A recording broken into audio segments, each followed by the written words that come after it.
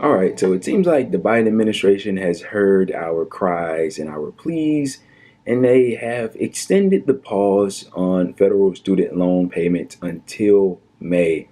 So previously, this moratorium, was initially set to expire at the end of January, and we were set to begin paying on our student loans on February the 1st, but they have changed that.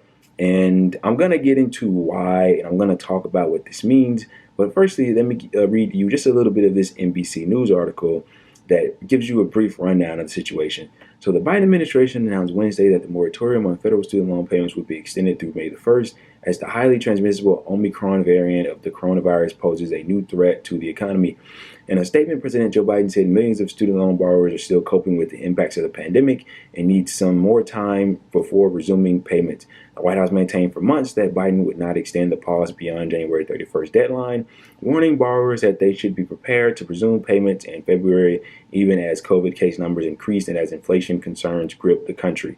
The administration's language began to soften in recent days as the Omicron variant spread rapidly. With White House Press Secretary Jen Psaki telling reporters Tuesday that Biden had not made a decision yet about whether to issue another extension. Debt relief advocates and some Democratic lawmakers that pressured Biden to extend the moratorium, especially after Senator Joe Manchin said he would not vote for Biden's Protect Better Act, throwing its prospects into doubt. The White House has said the plan would address inflation concerns by lowering costs for purchases like prescription drugs and child care.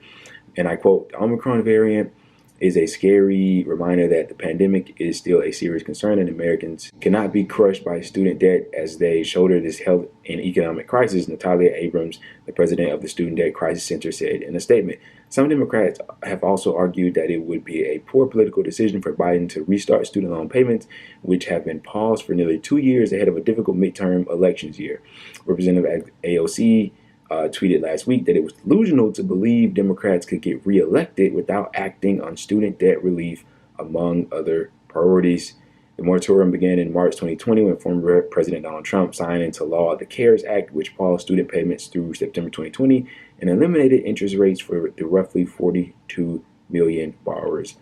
So I want to talk about what this means, why the Biden administration did it, and what we can most likely expect going forward. So, look, man, there's no secret as to why they did this. They heard the cries, they heard the pleas, they heard the begging of those with student loan debt, asking on their knees, hands together in the air, begging these people to not turn the student loan payments back on. Want to know why? Because there's a recent statistic that surfaced because they do these types of things. 89% of those with student loan debt, 89% of student borrowers say that they are not financially stable to have those payments turned back on. They can't take it. They just can't. 89%. That's an overwhelming majority of those people. And not only that, but they also recognize that, wait a minute, the polls are showing that we're going to get our asses kicked in the midterms and most likely in the next presidential election. We turn these student loan payments right now, end up hurting people, that's going to hurt our chances at getting reelected. I mean, they're fucked pretty much either way it goes because they haven't done anything on voting reform, and they've just done a terrible job overall. I mean, look what's happening with these infrastructure negotiations. It's just them caving to the corporate extremists in the party, but they're doing typical neoliberalism, and they're getting bashed for it, and they're going to get their asses handed to them. But what does this mean ultimately? Okay, so they extended the extension a couple months, right? 90 days, 90 more days to be exact. It was supposed to end on February the 1st. Now it's going to end on May the 1st. I'll be very cutthroat with this. This is the equivalent of kicking a can down the road when you know that you should pick that can up, take it to somewhere where you can dispose of it, a trash can or recycle bin, whatever, get rid of it so that you don't waste anybody else's time, you don't continue to waste your own time, and you can move on with your life. But no, you keep the can on the ground and you keep kicking it and kicking it and kicking it with no intention of stopping. And that's what they're doing here with these student loan payments. You know, this is what Joe Biden and his administration wants. You see, with the Omicron variant out, And with us still being deep into a pandemic with no signs of coming out of it anytime soon, with people still struggling across the country, especially borrowers, not just those with student loan debt, but those with any kind of debt, what they realize is, wow, people really haven't actually recovered yet.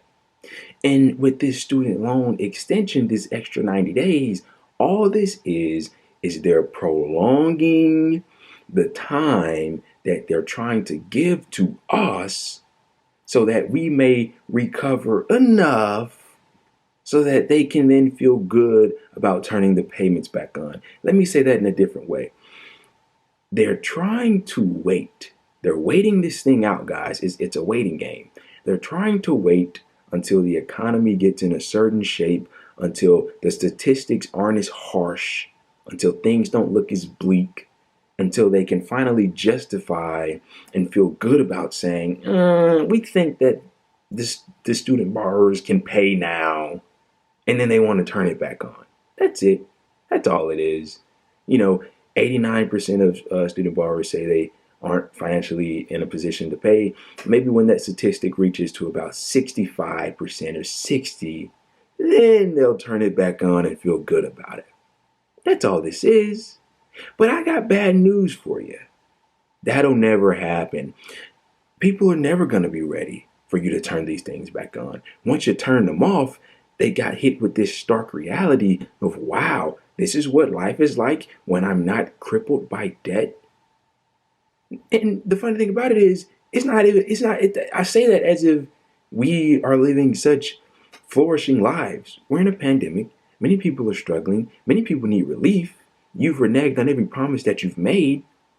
And now you want to induce even more hardship on them by turning on these student loan repayments? I mean, it's absolutely obscene what we're witnessing before our very eyes. But don't be fooled. All this is a waiting game. They're just waiting around, kicking this can further down the road, trying to get a little bit further, trying to progress a little bit further to justify turning the student loan payments on, hoping and praying that at least by May, maybe not by February, but by May, the American people as a whole, but in particular these student loan borrowers, will be in a better position financially so that then we can finally turn the payments back on and continue to squeeze them for every penny that they have. That's all that this is. Now, what are the obvious solutions? Get rid of it. Pick the can up and throw it the fuck away. Get rid of it. You have the power. He has the power to get rid of all $1.7 trillion of it. Get rid of it yesterday. And these people in Congress, these sorry ass progressives who delinked the bills, who've been trash ever since they got there, do us all a favor and do your job. Okay? Get together, form a group of people, and go to him and say, hey man, look, we can't help you do anything until you get rid of the student loan debt. We can't help you do anything until you expand Medicare through the powers that the president can. We can't help you until you lower drug prices through the power of the executive authority that the president has. We can't help you until you legalize marijuana. But do something, especially on this issue. Because if you keep kicking this can down the road, and God forbid you turn these things back on, man, is it going to be a bloodbath in 2022. I mean, look, it's going to be like that anyway, but maybe you can lessen the blow. My God, stop kicking the can down the road, pick it up, and do something about it.